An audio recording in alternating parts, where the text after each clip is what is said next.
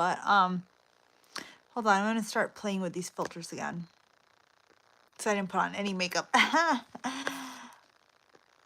See, I really like the black and whites because they seem really classic, really like old time movie. Oh, this one seems really old time movie. I didn't even do my hair. Plaza, get ready to celebrate Filipino American History Month with us today at FAM. What's FAM? I don't know. But I'm not going to the mall today. Sorry. I do need new clothes though. So maybe. Speaking of new clothes, I got this jacket at Not Scary Farm. It's a size small. Now here's another problem that's been happening. Hi babe. Hi Esther Ross Newman. How are you? So here's another problem that's been happening. Every time I go to get a sweater or something, it's like large, large, extra large, extra large. And I'm like, can I get a small, please? I never thought that would happen. Hi from Israel. Oh, you're in Israel right now? How exciting. How are you liking it? Wow, we went from England to Israel. Nice. So, you know what I was thinking? This is so bad. Probably shouldn't say this, but I was thinking, like, Weight Watchers, if they wanted to market, they should go and all of the jackets that say like extra large, large, great walking a lot. I bet you're getting a lot of steps there. I wonder if it's like a real, do they drive a lot there? I wouldn't think so. Drive a lot here. But walking a lot, that's great. You're getting your steps in. So, yeah, what was I saying? Oh yeah, they should go and find all the extra large and put like a Weight Watchers business card or something on there. That's terrible. That's terrible. I didn't say I wasn't terrible, but so bad. So bad. Anyways. Let's start. That's a terrible thing to say. I don't know where my mind is sometimes. Not in a good place. That's terrible. If you guys don't like this black and white, let me know. I like it because I think it gives me like old-time classic-y type of a look. I like it, but if you guys don't, let me know. Hopefully you can still see. So bad, but funny. I know. That's how I am. That's what I signed up for. Or I signed up for. I don't know. But anyways, here I am. So if you guys don't like the black and white, let me know. I'll find another filter, but I just really like it because it does give the old movie type of look. So today, welcome everyone. Welcome back to my planet. And I'm going to be going over the 3rd chapter of the Shift book. Let me know if you guys can see it. If not, it's okay. It's going over the chapter 3 of the Shift by Dr. Gary Foster, who is the chief scientific officer at WW. And he knows a thing or two about what he's talking about because he's been in the Apple Spotlight News. She went looking for love on a dating app and uncovered something unsettling. Don't we all? Isn't that the narrative for dating apps? I'm going to stop reading my notifications. So anyways, he spent a couple of years in not just in the Weight Watcher world, but in the weight loss world. So I'm really digging this book so far. I'm just on chapter 3. It's like a self-help type of book, but it's an easy read. And no, you don't have to be on Weight Watchers to read this. This book, it's a weight loss help book, but it's more about psychologically because 90% of weight loss happens between your ears, in your mind. And so, yeah, it doesn't give you like a meal plan or do this exercise or do that, which I think is really cool. So we're going to be talking about chapter 3. Let's dig into this. Mindset Shift 3. And the chapter title is I Should Take Big, and then big is crossed out. Small steps for big results. Setting goals and forming habits. So I'll show you guys that right now. I feel like it's easier to read in black and white. If not, let me know. And I will change that next time. Or I'll change it now if you want. But okay, so the beginning is just like the introduction, the talking of the chapter.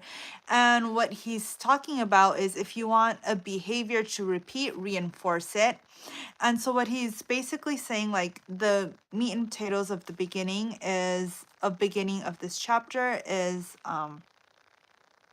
just about habits and how behaviors that are reinforced will repeat and those that aren't won't. So like eating high fat, high sugar, like the good types of foods, they're reinforcing, hitting the snooze button, going back to sleep in the morning, turning over, rather than like getting up and going for a walk or even like meditating or doing something that's beneficial like that. It feels good in the moment.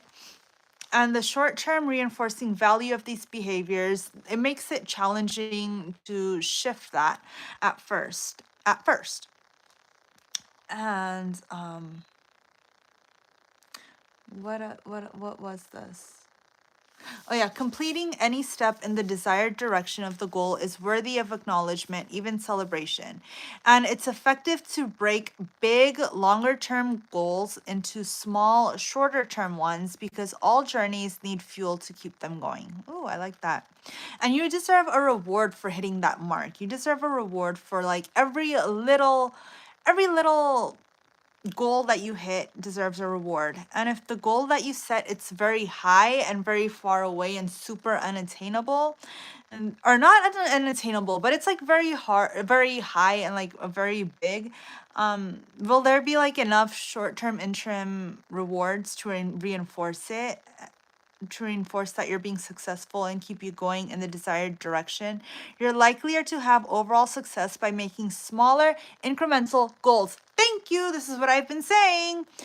And so Dr. Gary Bennett, a professor of psychology, says that people need some quick wins and early successes. So your journey is undeniably easier with smaller steps, both because you can reach your goal sooner and you go shorter time before you get rewarded. The shorter the distance between your current state and your desired goal, the likely you are to succeed. I find that to be true. Like when I started, I set it by 5-pound increments because it can be a lot. If you have 120 pounds to lose, looking at that whole picture seems a lot. But if you break it down into smaller things, not so much. So like say your goal is, let's say at 3 p.m., he says right here, at 3 p.m., you eat a cookie. And you want to change that. So instead of a cookie, you eat a banana. And so 3 p.m. Monday comes around and you eat the banana and you feel good. That's a reward. You feel good about yourself because you met a goal. And you're like, I'm the healthiest person on earth. You feel proud. You feel a sense of accomplishment and you can create a reward. And you can also create a reward. Like you eat that banana and you can listen to your favorite song. You eat that banana, you can go for a walk. Maybe you really like walks and you can go for a walk. You eat that banana, I don't know, some sort of reward like that. And when you accomplish that goal, you're building agency. And when you eat a banana on Wednesday at 3, you're taking another step, building more agency, and so on and so on. And you create a plan. And you deserve to celebrate the steps, not just when you finish the final destination. Every little victory is a victory. The key to the mindset shift in this chapter is this. You need to get your mind to a place where it says small, specific changes are great. Not okay, not good, but great. And so a lot of people feel like they need to make like really challenging goals, super challenging. And what is it? So like the idea of doing a 10-minute walk a day or something small like that, it seems like child's play. And people feel like they need something really big, really challenging. And the problem with that, and the no pain, no gain type of thing. And if you're inclined that way and you keep doing that, you might, what is it? And don't like what you eat. You might say, I forgot where I was. Oh yeah, people often think that this level of intense transformative immersion is what's needed to fire them up, assuming that dramatic behavior change is what will lead them to dramatic results that they seek. They're gunning for the finish line. Don't do that. They picture a future self who is excited, inspired, and energized, blah, blah, blah. And doing all of this, not realizing that this initial ambitious push may create impossible standards that ultimately become roadblocks. It lowers the probability of success. This combination of dramatic goals, lack of success, disappointment, and disengagement creates what psychologists call the action intention gap. The distance between what we intend to do and what we actually do. Setting small and specific goals are experiencing periodic success will further behavior change and bridge the gap. So yeah, you should dream big, and big dreamers can have success, but it's the approach to getting to the finish line that has such a profound effect on the journey's success. So, yeah, that's basically what he's talking about in the introduction. So basically that small and steady wins the race. Is that how he goes? Small and steady wins the race? Something like that. But yeah. And then he goes on to the first part of the chapter, which is the power of how. So how did it go well? And this is one of my favorite questions when I talk with people trying to make changes. So he talks about how did it go well? What happened? What did you do to make it happen? And if it didn't, what could you do differently the next time? So that's the crux of behavior change. If you can address these two questions, if it went well, how did it go well? And if it didn't go well, what can be done differently? Then you have an amazing gift, agency over the how. Ooh. So the next step, it's basically saying, so for example, his patients did something like this. So he would ask, what are your goals for this next week? And a lot of us will say, oh, I want to eat better. Okay. How? What do you mean by eat better? I want to eat healthier. Okay. How do you plan on doing that? I want to eat more fruits and vegetables. Okay, what kind of fruits and vegetables? Let's pick a couple you like. Oranges and broccoli. Excellent. Okay, how many days a week do you want to do that? 3. Good. Which days and what time of the day? At this point, the patient's probably thinking, and some say, enough. And yeah, it's tedious and annoying, and it sounds terrible, but it's actually liberating. Thinking through the steps of what and how has a dual benefit of putting you in the driver's seat and generating a roadmap. It's one thing to know you want to drive to Texas. Having the directions mapped out will help you actually get there. I really like that, and it works. Within a few sessions, the same people who, when asked to state their weekly goals, will rattle off something like, I'm going to do the stationary bike 3 mornings a week, Tuesday and Thursday at 6:30 before work, Sunday morning at 8 for 30 minutes each. I feel like that really gives you power. Like, instead of making it this broad goal, you're making it small and doable, and I love that. So thus, with abundance of details, you're also able to assess the degree to which your plan worked.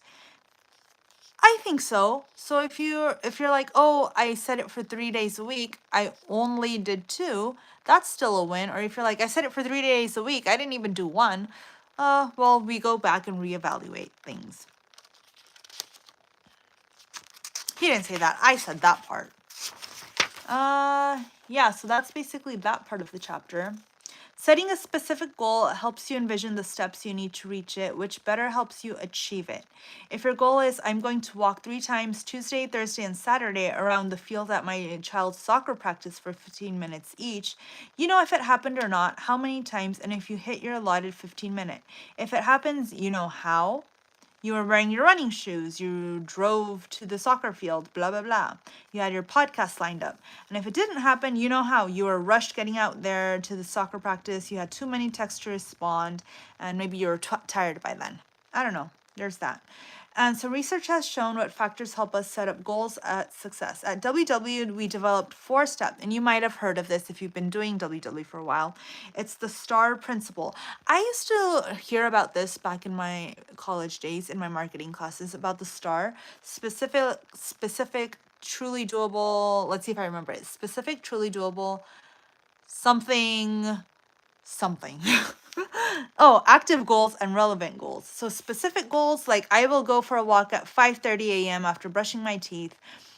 Something that's laser focused. T, truly doable. You build a sense of competency and mastery, which builds self-efficacy, which makes it likelier you'll keep up the behaviors to get there.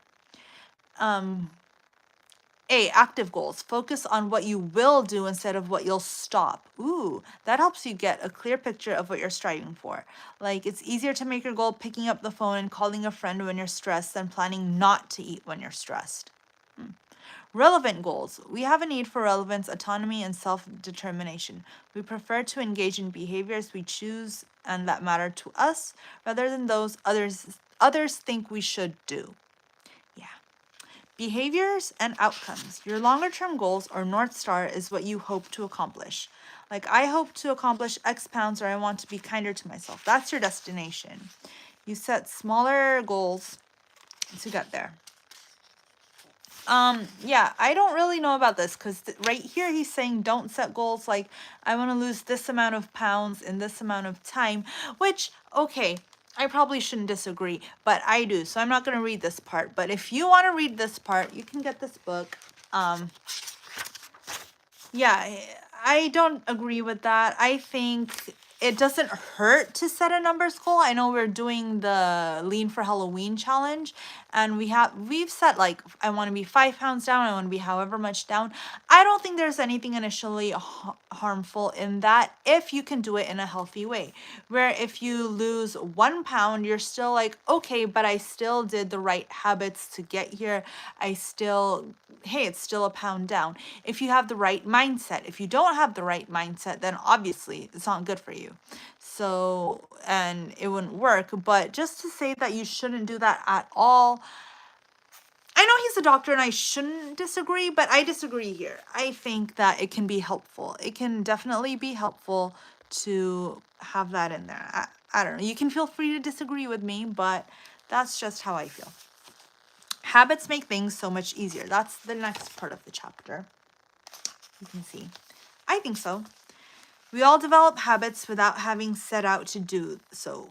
I like this part of the chapter a lot. So he talks about how we already have set habits without even thinking about it. And it's a specific behavior formed when specific cues lead you to doing something. And it's followed by a positive impact. And this loop is repeated enough times that association becomes nearly automatic. So like toothbrushing, like once upon a time, it was hard for us to like start toothbrushing when we were kids, probably. It seemed laborious, time consuming, conscious effort, and we probably like kicked and screamed. But the positive impact was that the toothpaste tastes good, my teeth feel clean, my parents are happy with me.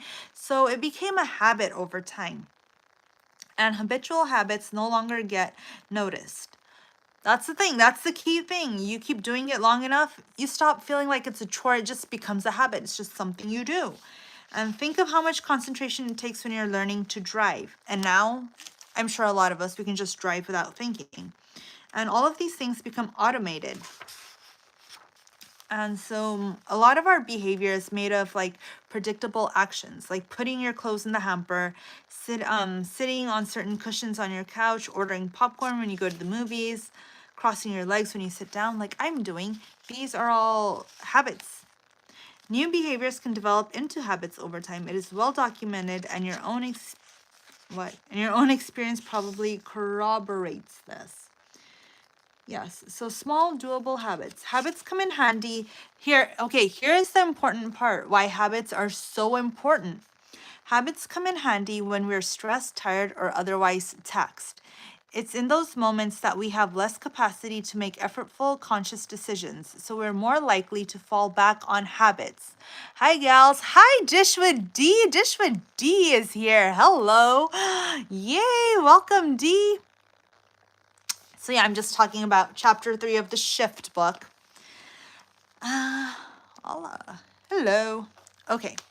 So yeah, I was just talking about habits and how it's in those moments where you're tired what am I saying? It's in those moments when you're stressed and you're tired and you're taxed that you have less capacity to make effortful, conscious decisions. So you're more likely to fall back on habits that you've already developed. And you want to make sure those habits are those that serve you in your goals. So habits are a vital strategy for wellness. That's what he's saying here. I find that's true because, if it's already your habit to get up in the morning and, like, let's say do a Leslie Sansone, that's just a habit. That's what you're going to fall back on. You're going to be like, oh, or not even a Leslie. It's just like go for a walk. You could be like, I'm falling back on this and this habit. So if that makes sense.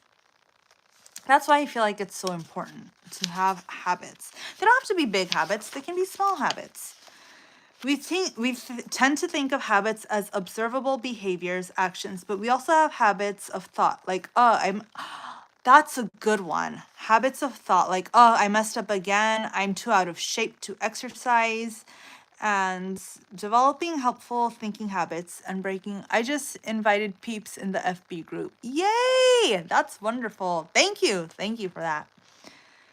Developing helpful thinking habits and breaking unhelpful ones is vital. Lasting success is impossible without that.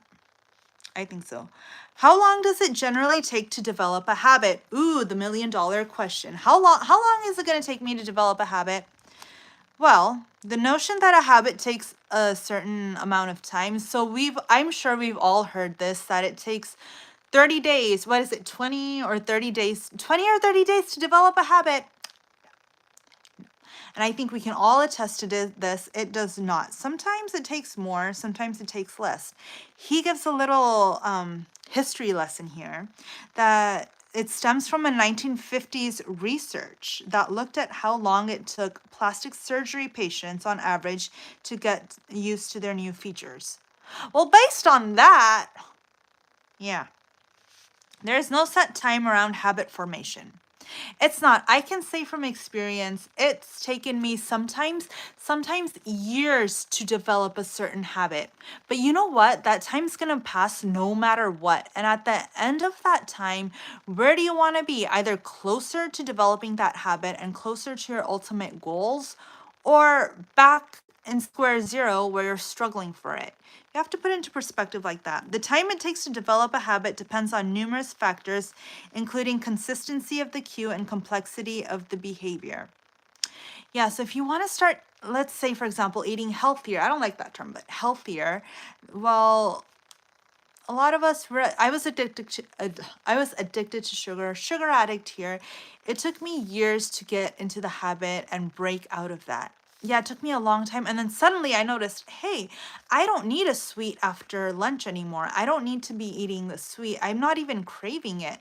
It took a long time to break that habit. So don't get discouraged. Don't say that, oh, it didn't happen in 20 days. It's not going to happen in 20, 30 days. Sometimes it'll happen in less. Yes, sometimes it will.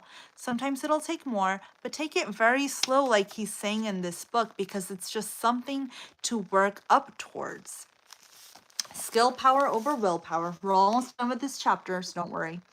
Skill power over willpower. When embarking on a weight loss or wellness journey, we think it's all about willpower. Guilty, or I used to, but realistic goal setting and healthy habit building are about skill power, not willpower. What does that even mean? I don't remember reading this part, so bear with me. You already have the will.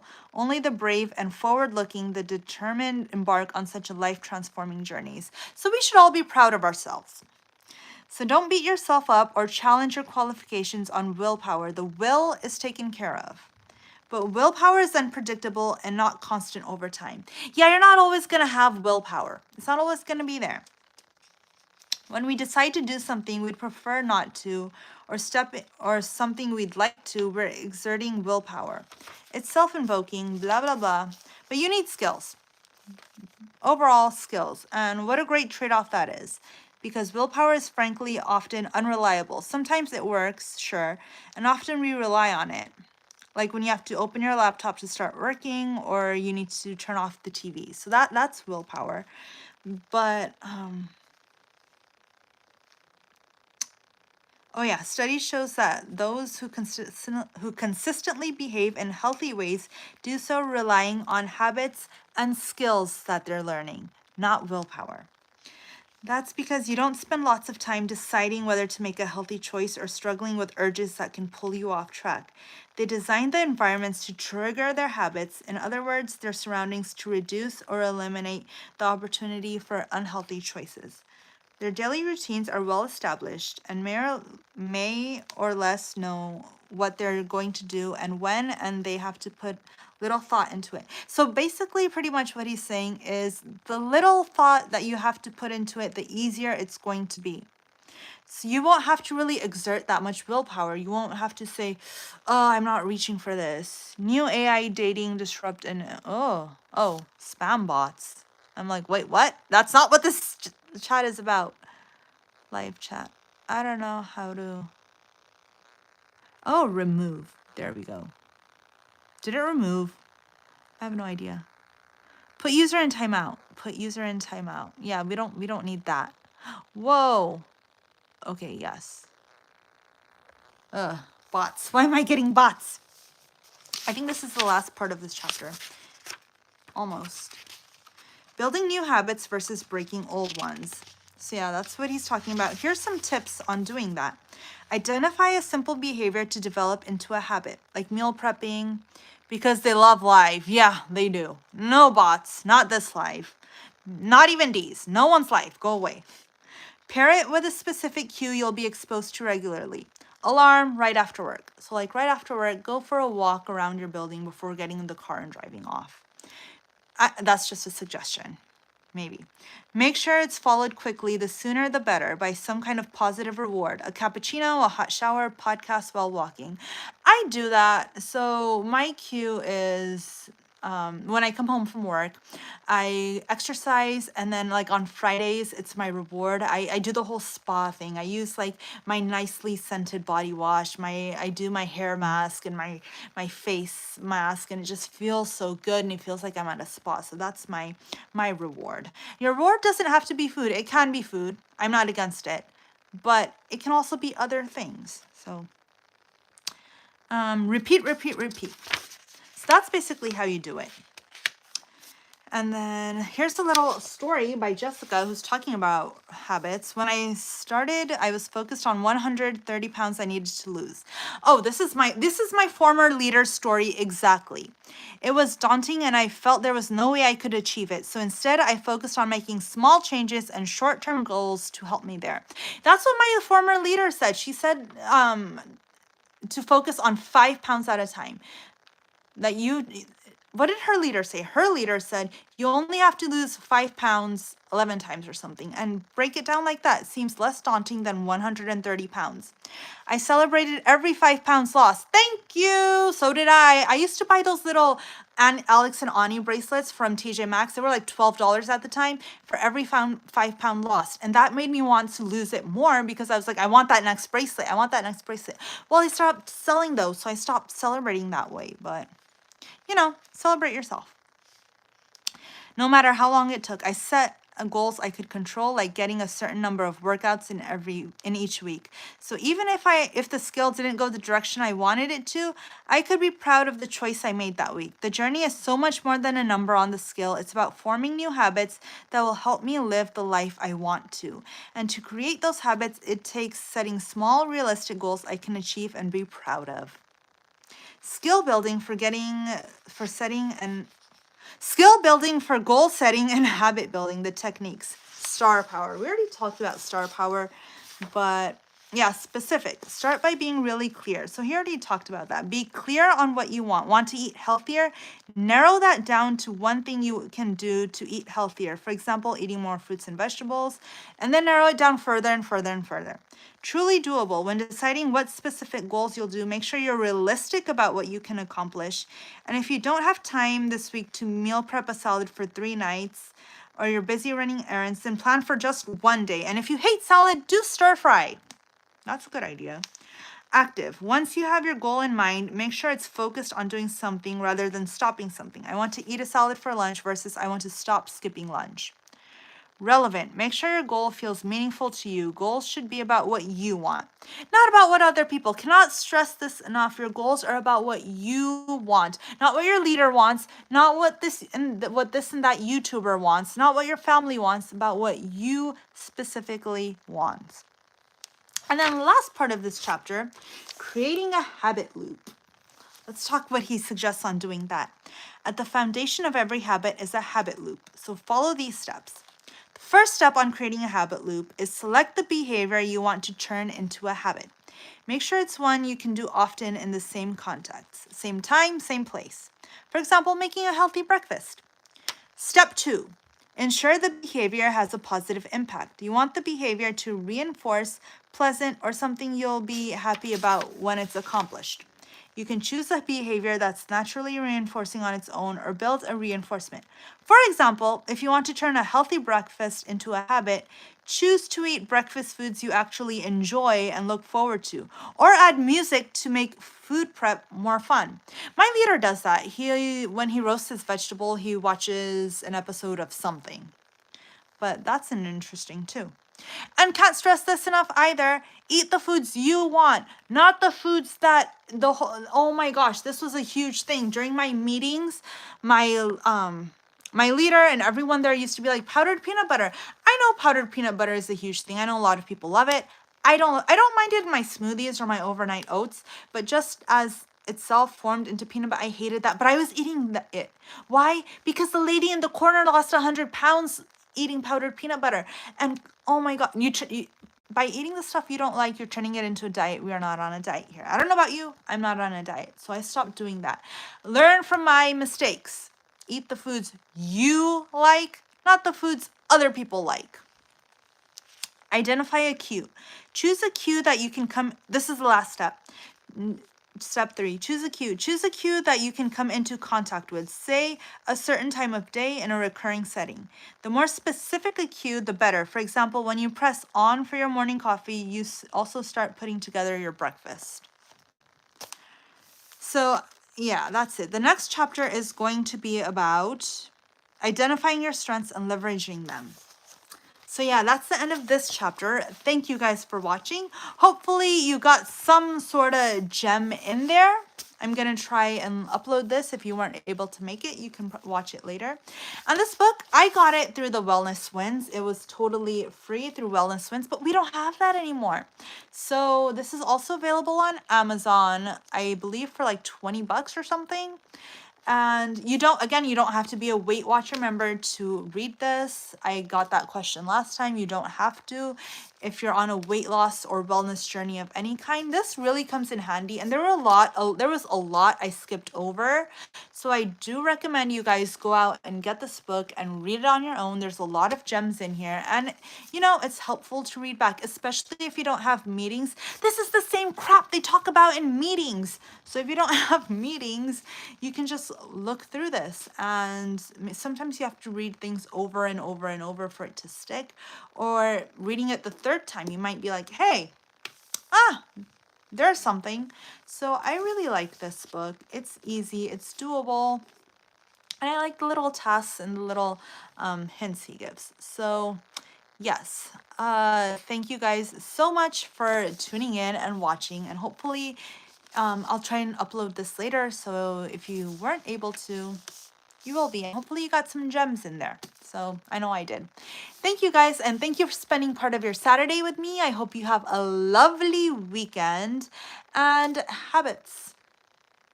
I don't know what to say about that other than what's been said. So thank you guys, and I will catch you next time. Goodbye. Oh, when am I doing chapter 4? I don't know. I'll announce it one day when I feel like reading it. But yeah, chapter 4 will come sometime soon, hopefully. So thank you for tuning in, and enjoy the rest of your weekend. Goodbye. How do I stop this though? Are you sure you want to stop streaming? Yes.